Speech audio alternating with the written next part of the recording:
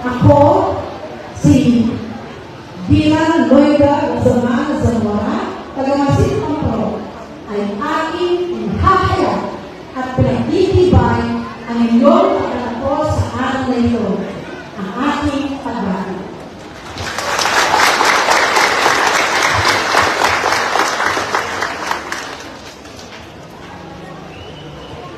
Maraming salamat po, bilang Loida L. Zamora at Nicole Marlon S. Reyes. Sa pagkakataon po ito, para po tayo magpupo sa pagkawag ng statiko o pananalig sa ating mga mag-aaral, ay ating muna pong pakinggan ang mensahe ng buli ng alkalde ng Bayan ng Baba, Honorable Alice L. Agad. Diretso. Agad.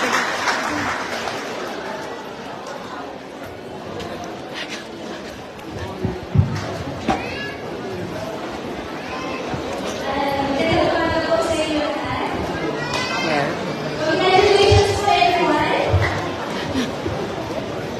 Makakalimutan ko yan. Kung gusto nyo talaga yung mag-aaral, gusto nyo yung mag-aaral ngayong araw.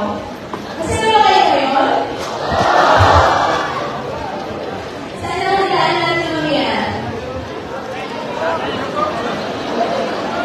Saan mo magdaan? Kylie! Personal, siguro sa inyo kailangan ng mensahe. Hindi ko pag-alisyo yan. Ano gusto nyo? Sige. Makinig, gusto nyo lahat. Kylie? Sige, ikaw dito lang. Ako na po mag-deliver sa inyo mamaya lang. Pero siguro kailangan yung tawag muna sa dyan na pinaka-headline. Magandang umaga po ulit sa inyo. Kasama ko natin ngayong umaga ang ating district supervisor, Sir Delphine Tibag, Kapas East District. Ay, Sir, wala pa po sa kumpal? Ay, wala po. Nalisino lang sa Kapas. Kasama din po natin si Dr. Robert Los Santos Jr., Kapas West District. Sir, wala po sa bayan ng kumpal. Kasama po natin si Ma'am Cecilia Gomez, Kapas Central District. Kaya welcome po sa kumpal. Siyempre, ang aming sarili naming supervisor, si Ma'am Reda Zamora. Ay, maraming salamat sa suporta po niyo lagi. Kasama rin po natin ngayong umaga si Ma'am Mary Tanglao, Executive Assistant Kapas LCD. Hello, welcome po sa kumpal. Ma'am Nancy Lobo, Kapas East District Principal. Hi, Ma'am. Ma'am Jennifer Esguerra, Pagkasa Elementary Principal. Hi, Ma'am. Sir Abraham Papuno. School and Manlaki Elementary School. Sir Arnaldo Salas, Eagles Voices President. Hi. Siya yung kares mo madaling araw pala kayo. Kaya yung madaling araw pala siya yung kares mo. Ma'am Vincent Sino, Education Program Sessions. Ma'am Sir Marlon Reyes, as Education Program Sessions. As teachers, parents, guardians, guests, sa lahat din po ng nilagay ko ng alas ngayong umaga. Congratulations po sa inyo lahat. Palakpakan naman po natin po sa inyo natin.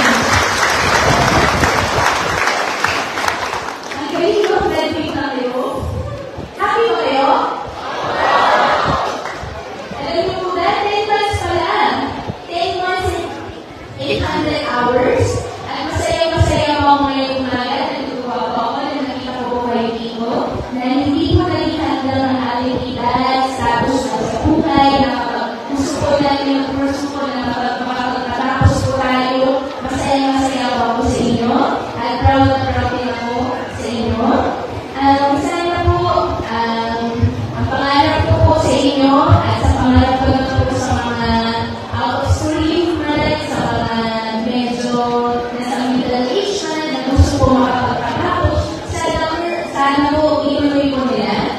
At as of the moment po, I believe na wala po tayo sa sarili eye center. Tama ba? Tama po ba? Wala po. Wala po. Wala tayong all center, sir. Yung eye center wala tayo sa sarili. Kaya po natin sa mga public schools. Sa pag-asa po sila nag-aaral. Pagtulungan po natin mga sir at ma'am na magkaroon po tayo ng sarili eye center naman po dito sa bahay po ng Pagpal.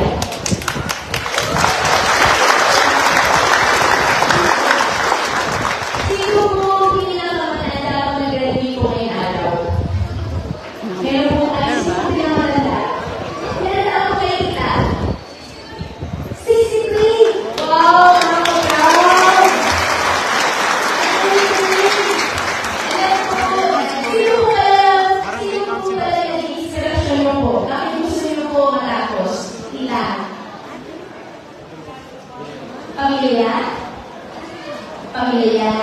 Wow! Mga apo. Wow! Galing-galing. Kasama niyo po kayo umaga?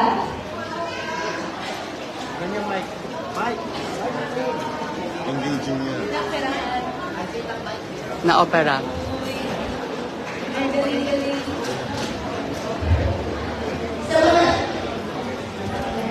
Sa mga ibang kasamahan po natin dito, naiinip namin po na ang inspirasyon po natin ay pamilya, asawa, anak, magulang.